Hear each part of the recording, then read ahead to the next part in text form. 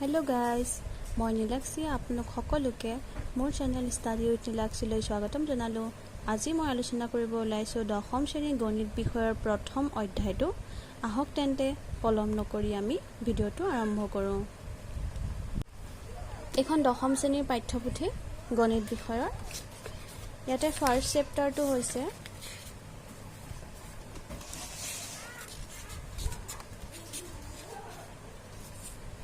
বাস্তৱ সংখ্যা। আমি বাস্তৱ সংখ্যাৰ প্ৰথম অনুশীলনী 1.1লৈ আহিছোঁ। ইয়াত প্ৰথম কুৱেশ্যনটো আছে ইউক্লিডৰ কলন বিধি ব্যৱহাৰ কৰি গসাউ উলিওৱা। গতিকে আহকচোন ইউক্লিডৰ কলন বিধি কি হয়নো আমি জানো। যিহেতু এতিয়া কৰোণাৰ সময় চলি আছে, সকলোবোৰ ল'ৰা ছোৱালী ঘৰতেই থাকিবলগীয়া হৈছে। যিহেতু স্কুল বন্ধই হৈ আছে, গতিকে ঘৰৰ পৰাই অলপমান ভাৰ্চুৱেল ক্লাছেই কৰোঁ, নহয় জানো। এতিয়া তেন্তে আহক, আৰু ভিডিঅ'টোৰ পৰা যদি উপকৃত হ'ম বুলি ভাবে তেনেহ'লে please like, comment and share কৰিব নাপাহৰিব। এইটো হৈছে 135 আৰু 225।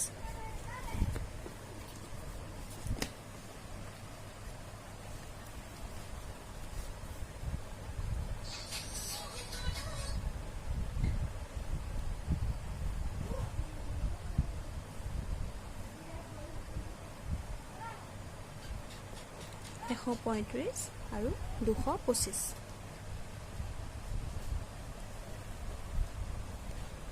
ইউক্লিডৰ কলন বিধি ব্যৱহাৰ কৰিব হ'লে ফাৰ্ষ্ট আমি চাব লাগিব সংখ্যা দুটাৰ মাজত কোনটো ডাঙৰ।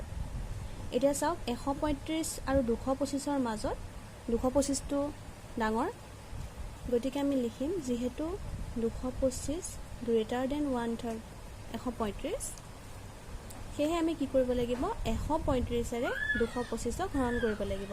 ইউক্লিডৰ কলন বিধি মতে কি হয়, যিটো সৰু সংখ্যা সেই সৰু সংখ্যাটোৱে ডাঙৰ সংখ্যাটোক হৰণ কৰিব লাগে, আৰু হৰণ কৰিলে যেতিয়া ভাগশেষ ৰ'ব, যদিহে নৰয় তেনেহ'লে সেইখিনিতে আমি গসাউটো পাম, আৰু যদি ৰয় তেনেহ'লে যিটো ভাগশেষ ওলায় সেই ভাগশেষটোৰে ভাজকক পুনৰ হৰণ কৰিব লাগিব।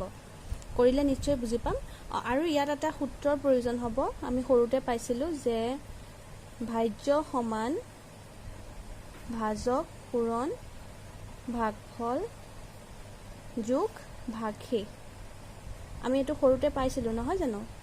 এই সূত্ৰটো আজি প্ৰয়োজন হ'ব। ইয়াত ভাজ্য কোনটোক কয় বাৰু জানানে?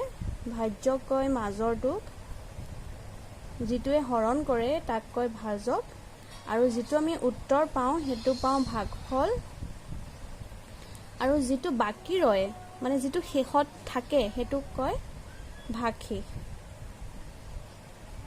ঠিক আছে। এতিয়া সৰু সংখ্যাটোৱে ডাঙৰ সংখ্যাটোক হৰণ কৰিব লাগিব। 135ৰে 225ক আমি হৰণ কৰিম। এতিয়া চাওক 135ৰে 225ক হৰণ কৰোঁতে আমি কি পালোঁ, 135 গুণ 135, যিহেতুকে দুবাৰ নাযায়, দুবাৰ কৰিলে সংখ্যাটো ডাঙৰ হৈ যাব, সেয়েহে 135ৰে এবাৰ কৰোঁতে আমি কি পালোঁ 135 পালোঁ। আমি সেইবাৰ বিয়োগ কৰিলোঁ, 5ৰ 5 গ'ল 0, তাৰপিছত ইয়াৰ পৰা ধাৰ কৰিলোঁ 12, 12 3 গ'লে 9। এতিয়া চাওক চোৱাচোন, যিহেতু ভাগশেষটো আমি কি পালোঁ 90, অৰ্থাৎ আমি 0 পোৱা নাই, নহয় জানো। এতিয়া 90 = 0। আমি তাত ডাইৰেক্ট লিখিলে নহ'ব, আমি লিখি ল'ব লাগিব যে যিহেতু 225 গ্ৰেটাৰ দেন 135, এটাকে আমি 225 আৰু 135ৰ ওপৰত আমি এতিয়া কি প্ৰক্ৰিয়া এইটো কৰিলোঁ, হৰণ প্ৰক্ৰিয়া। এই হৰণ প্ৰক্ৰিয়াটোকে আমি লিখিব লাগিব যে বিভাজন প্ৰক্ৰিয়া, হৰণটোকে বিভাজন বুলি কয় দেই। 225 আৰু 135ৰ ওপৰত বিভাজন প্ৰমেয়িকা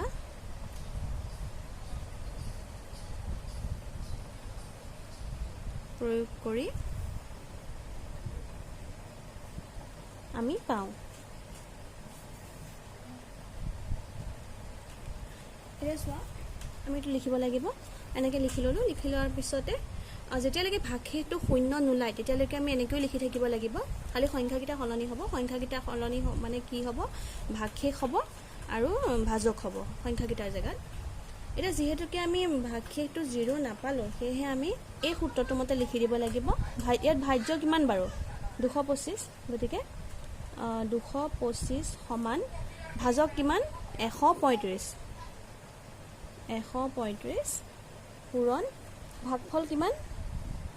ভাগফল হৈছে 1 যোগ ভাগশেষ কিমান? 90।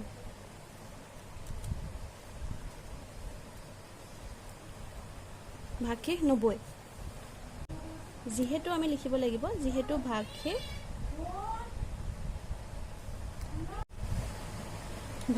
সমান 90 not equal to 0। এটাকে এতিয়া আমি কি কৰিব লাগিব? পুনৰবাৰ আমি আকৌ বিভাজন প্ৰমেয়িকা প্ৰয়োগ কৰিব লাগিব। এতিয়া কাকাৰ ওপৰত কৰিম? ভাগশেষ আৰু ভাজকৰ ওপৰত। অৰ্থাৎ ভাগশেষ হৈছে সৰু 90 আৰু 90 আমি কি কৰিব লাগিব? ভাজক 135ক আমি হৰণ কৰিব লাগিব। এটাকে 135 আৰু 90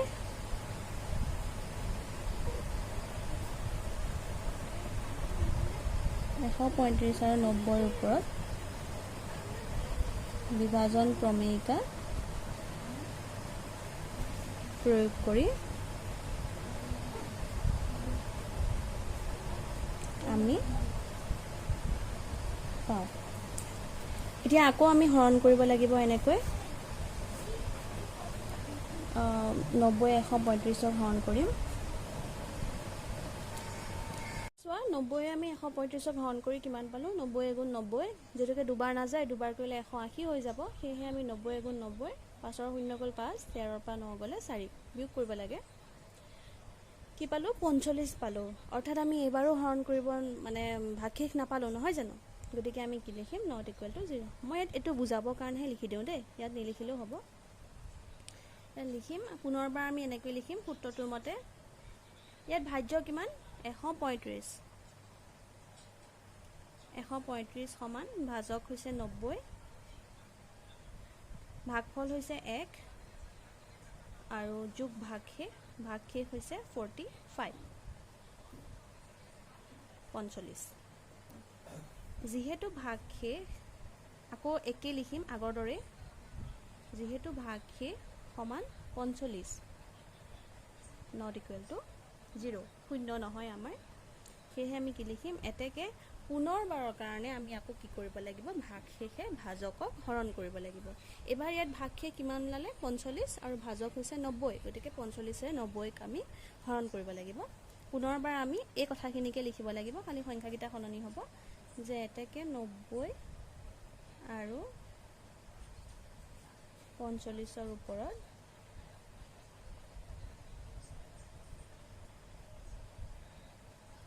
বিভাজন প্ৰমেয়িকা, এইখিনিকে লিখি দিলে হ'ল। বিভাজন প্ৰমেয়িকা প্ৰয়োগ কৰি আমি পাওঁ। এইখিনিকে লিখি দিলে হ'ল দেই। এইখিনি লিখি দিবা যে বিভাজন প্ৰমেয়িকা প্ৰয়োগ কৰি আমি পাওঁ। মই ডট দি দিছোঁ কথাখিনি, একেখিনি কথা লিখি দিলেই হ'ল। বা মই লিখিয়ে দিছোঁ বাৰু, বুজাসকলে কিছুমানে নুবুজিব পাৰে। প্ৰমেয়িকা প্ৰয়োগ কৰি আমি পাওঁ। লিখি ইয়াত চোৱা, আকৌ আমি সেই একেটো ফৰ্মুলাই প্ৰয়োগ কৰিব লাগিব। আকৌ আমি হৰণ কৰিব লাগিব 45 90ক।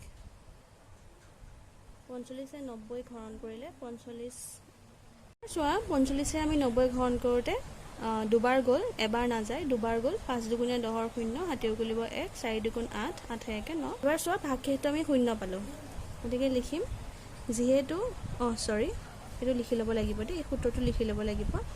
90 সমান 45 পূৰণ 2 যোগ 0।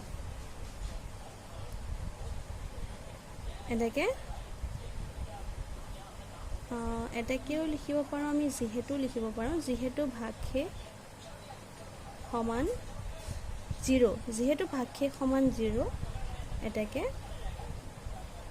গসাউ সমান কি হ'ব? 45। কোনটো সংখ্যাই হৰণ কৰোঁতে আমি 0 পাইছিলোঁ? 45ৰে। যিটো সংখ্যাই হৰণ কৰিলে আমি 0 পাওঁ, সেই সংখ্যাটোৱে হ'ব এই সংখ্যা দুটাৰ, এই ওপৰৰ সংখ্যা দুটাৰ গসাউ। 135 আৰু 225ৰ গসাউ গুণটো হ'ব যিটো সংখ্যাই আমি হৰণ কৰি পাইছিলোঁ, অৰ্থাৎ 45ৰে আমি হৰণ কৰিলোঁ। ইয়াত চোৱা, ইয়াত আমি 135ৰে হৰণ কৰিছিলোঁ 225ক, কিন্তু আমি 0 নাপালোঁ। নেক্সট আমি 90 যেটো ভাগশেষ ওলাইছিলে সেই 90ৰে আকৌ ভাজকক হৰণ কৰিলোঁ 45 পালোঁ তেতিয়াও 0 নাপালোঁ ইয়াত 45ৰে আমি 90 হৰণ কৰিলোঁ ভাগফল ওলালে 2 আৰু ভাগশেষ কি ওলালে 0 সেয়েহে আমি কি পালোঁ গসাউটো কি হ'ব 45 এইটো আনসাৰ নেক্সট কোৱেশ্চনটো আছে 196 আৰু 38220 এতিয়া আমি এইকেইটাৰ ওপৰত আকৌ ইউক্লিডৰ কলন বিধি ব্যৱহাৰ কৰি গসাউ উলিয়াম আমি লিখি লৈছোঁ ইয়াত 196 আৰু 38,220 এতিয়া পুনৰবাৰৰ কাৰণে আমি এইকেইটাৰ ওপৰত গসাউ উলিয়াম আগৰ দৰে একেই প্ৰথমে সংখ্যাকেইটা চাব লাগিব কোনটো সংখ্যা ডাঙৰ আমি দেখিয়ে আছোঁ যে এইটো সংখ্যা ডাঙৰ নহয় জানো দুটাৰ ভিতৰত ডাঙৰ হৈছে 38,220 গতিকে আমি লিখি ল'ম যিহেতু 38,220 is greater than 196 যেহেতু 38,220 টো 196 থাকি ডাঙৰ সেয়েহে আমি কি কৰিব লাগিব 38,220 আৰু 196 ওপৰত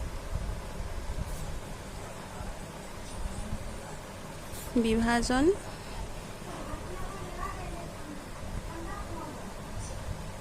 ক্ৰমিকা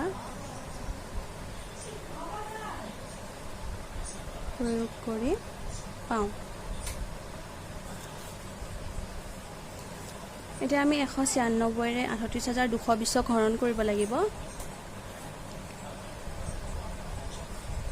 38,220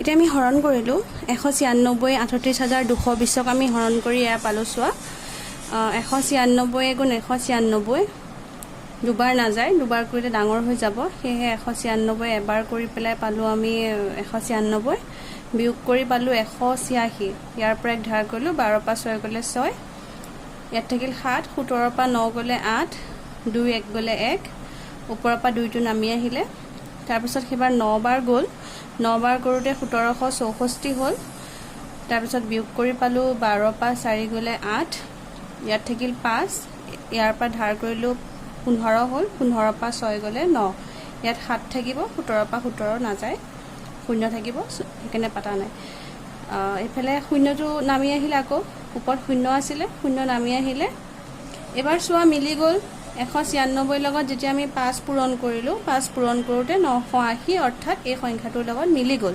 মিলি যাওঁতে আমি কি পালোঁ এবাৰ ভাগশেষ 0 পালোঁ আমি এবাৰতে পালোঁ ভাগশেষ গতিকে আমি পুনৰ সেই সূত্ৰটোত লিখিম যেটো সূত্ৰ মই আগতে কৈ দিছিলোঁ ভাজ্য সমান ভাজক পূৰণ ভাগফল যোগ ভাগশেষ আমি এই সূত্ৰটো ফলো কৰিম আকৌ ইয়াত ভাজ্য হৈছে 38,220 ভাজক হৈছে 196 ভাগফল হ'ল 195 195 যোগ ভাগশেষ হৈছে 0 গতিকে আমি লিখিম যিহেতু ভাগশেষ সমান 0 এতেকে আমি গসাউ কি পালোঁ এবাৰ যেটো ভাজক হ'ব 196 অৰ্থাৎ সংখ্যাৰে হৰণ কৰিলে আমি ভাগশেষ 0 পাওঁ সেই সংখ্যাটোৱে হ'ব এই সংখ্যা দুটাৰ গসাউ গতিকে গসাউ হ'ব 196 এইটো আনসাৰ নেক্সট কোৱেশ্চন আহিলে 867 আৰু 255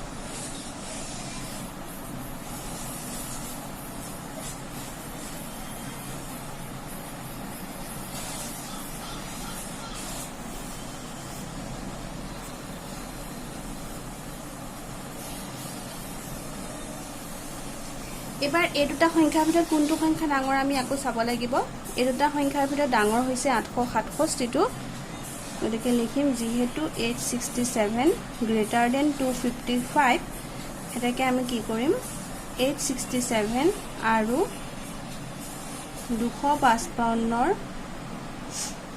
ওপৰত বিভাজন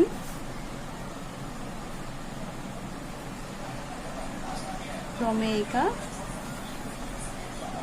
প্ৰয়োগ কৰি পাওঁ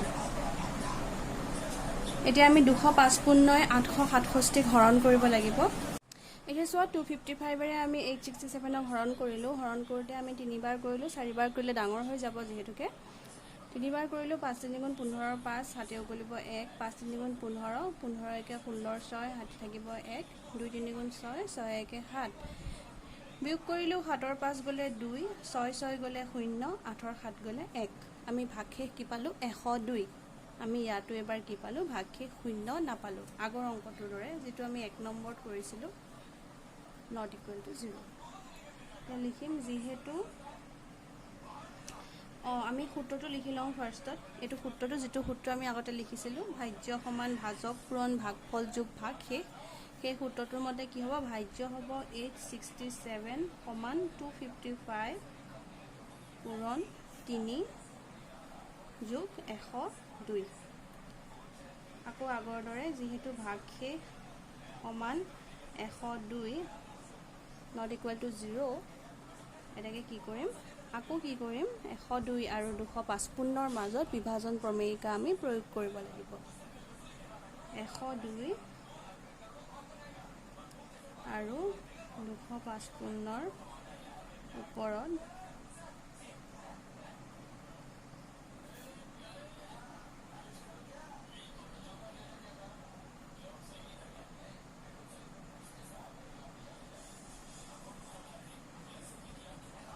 পাওঁ 102 এতিয়া 255ক হৰণ কৰিব লাগিব 102 আমি 255ক হৰণ কৰি পালোঁ 102 দুবাৰ যায় দুবাৰ কৰিলে 2 দুগুণে 4 0 দুগুণ 0 1 দুগুণে 2 ভাগশেষ থাকিলে 5ৰ 4 গ'ল 1 5ৰ পৰা 0 গ'লে 5 নামি আহে অৰ্থাৎ আমি এবাৰো ভাগশেষ 0 নাপালোঁ গতিকে আমি লিখিম 255 equal to 102 পূৰণ 2 plus 50 plus 51 যেহেতু ভাগশেষ সমান 51 not equal to 0 এবাৰ আমি কি কৰিব লাগিব 51 আৰু 102ৰ ওপৰত এগেইন বিভাজন প্ৰমেয়িকাটো প্ৰয়োগ কৰিব লাগিব এটাকে 51 আৰু 102ৰ ওপৰত বিভাজন প্ৰমেয়িকা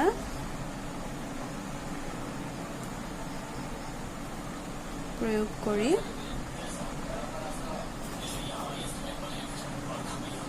আমি পাওঁ ঠিক আছে এটা চোৱা 51 আকৌ আমি 102ক হৰণ কৰিব লাগিব দুবাৰ কৰোঁতে কি হ'ল 1 দুগুণে 2 5 দুগুণে 10 আমি আনসাৰ পাই গ'লোঁ গতিকে লিখিম 102 সমান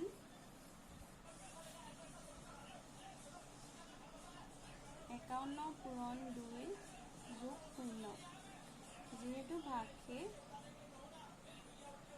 সমান 0 এটাকে গসাও হ'ব